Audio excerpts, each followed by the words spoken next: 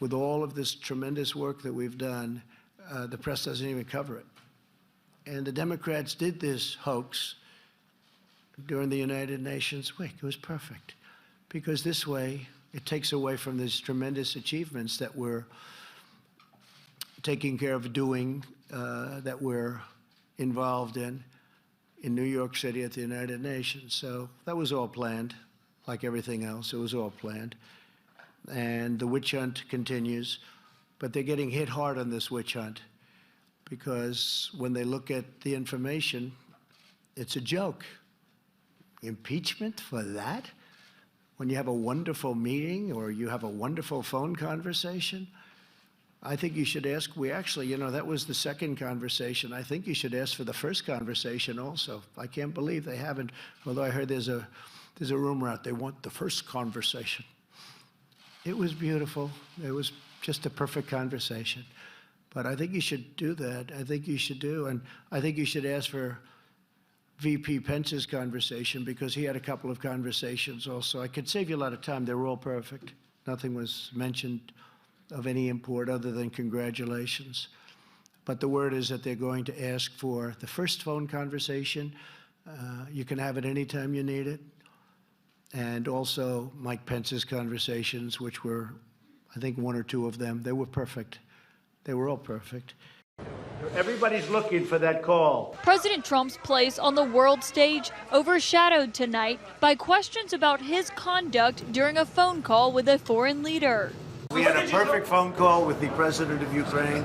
Trump insists he didn't cross a line with the president of Ukraine, after confirming he did bring up former Vice President Joe Biden and his son during the call. The one who's got the problem is Biden. Aides denied reports he pressured Ukraine to investigate his political rival, though Trump is publicly accusing the former vice president of corruption tied to his son's business activities. If a Republican ever did what Joe Biden did, if a Republican ever said what Joe Biden said, they'd be getting the electric chair by right now. Biden says Trump is abusing his power to smear him and should release the transcript. Trump's doing this because he knows I'll beat him like a drum.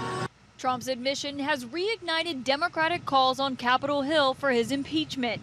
Warnings Trump dismissed today. It's just a Democrat witch hunt. Here we go again. He may not be worried, but he also hasn't committed to releasing the whistleblower's report to the intelligence committees as the law mandates. Willing to clear this up by releasing the whistleblower report, sir? Quiet. Instead, he questioned the patriotism of that whistleblower, asking if the person is on our country's side.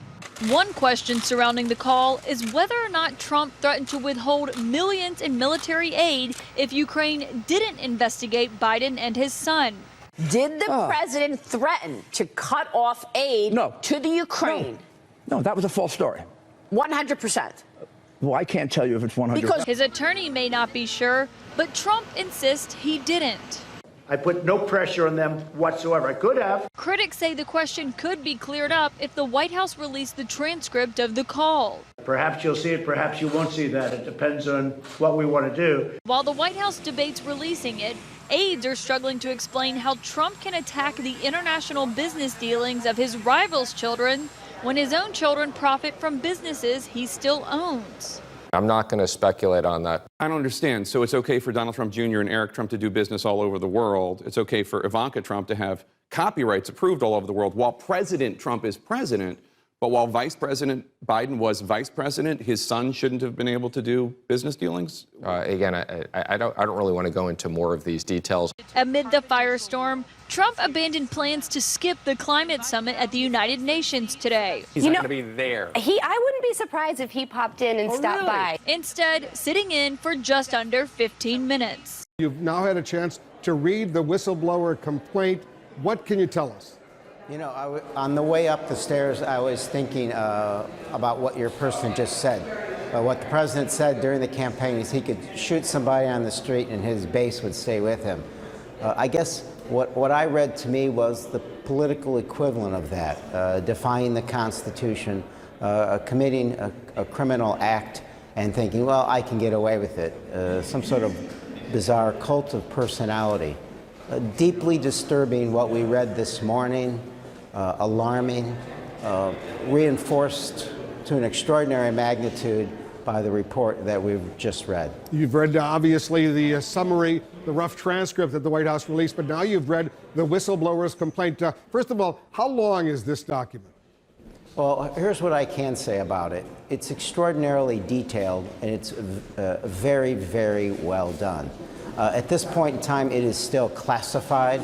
I think the White House is trying to imagine or figure out what it can or cannot, or what it wants to release. We would argue that it's not their call, that this was something meant to be sent to us in the first place, but we're living in real time right now. I mean, I think those actions, those decisions are being made right now.